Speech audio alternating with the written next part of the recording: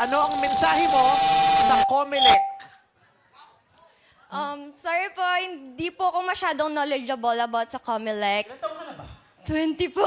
Oh my gosh, that's bothersome. Napanood niyo na ba itong latest viral video na ito ng isang Showtime sexy babe? Na wala siyang kaalam-alam, di umano, pagdating sa usapin sa Comelec. Tinanong kasi siya ni Vice Ganda regarding nga sa kung anong may mensahe niya raw sa Comelec.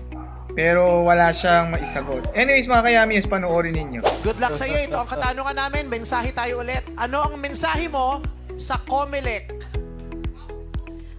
Sorry po, hindi po ako masyadong knowledgeable about sa Comelec. Ilan taon ka na ba? 20 po. Oh my gosh, that's bothersome. Okay. Hindi ka ba bumuboto? Hindi pa po. Ay, hindi pa. Opo, hindi pa po. Okay. Yes po. Sa susunod na Paano? eleksyon, bumoto. Wala kang sagot? Ano ba? Hindi ko man po masasagot to ngayon. Pero for sure, Comelec yung Commission on Election. Sila yung nag-ano ng mga sa election kapag ano. okay. Wala kang naririnig sa mga, tungkol sa hindi ka ba nanonood ng telebisyon? wala Nagbabasa po ng kaming dyaryo? TV. Internet. Facebook, mga ganyan. Yeah. Social Phone. media. Hindi po din masyado lumilitaw sa newsfeed. So, sinong may kasalanan na hindi ka informed? Hindi, sa teacher mo, di ba nag-aaral? So yung Comelec, sila yung nag-aayos ng bago mag-eleksyon, para sa mga kandidato, sa mga Sila ang may Mga votes. sila ang may kinalaman sa lahat ng kaganapan tungkol sa eleksyon sa Pilipinas.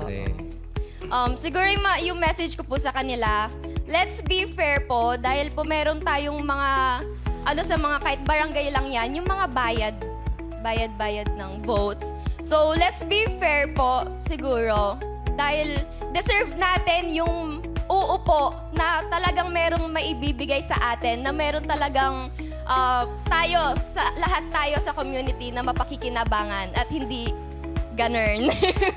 Yun po, thank you po. Thank you very much, Heart Aquino.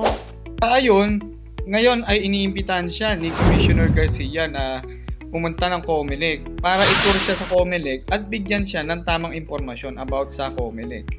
So yun na nga mga kayami, sa panood niyo na yung question and answer portion sa Showtime. Ano sa tingin ninyo mga kayamies? Naniniwala ba kayo talaga sa sinabi nung sexy babe na ito na si Heart Aquino na wala siyang alam sa Comelec? Yung dinadahilan niyang wala raw silang TV para mapanood, at yung isa rin yung dahilan na regarding sa hindi rin dumadaan sa kanyang social media yung regarding sa Comelec. Tingin niyo rin ba nagpapanggap lang rin siya na hindi niya alam yung regarding sa Comelec? Kasi nga mukhang meron nga siyang ibang preferred na kandidato ng mga panahon ng 2022. Ano sa tingin ninyo? Comment naman kayo dyan sa ibaba. Pag-usapan natin yan.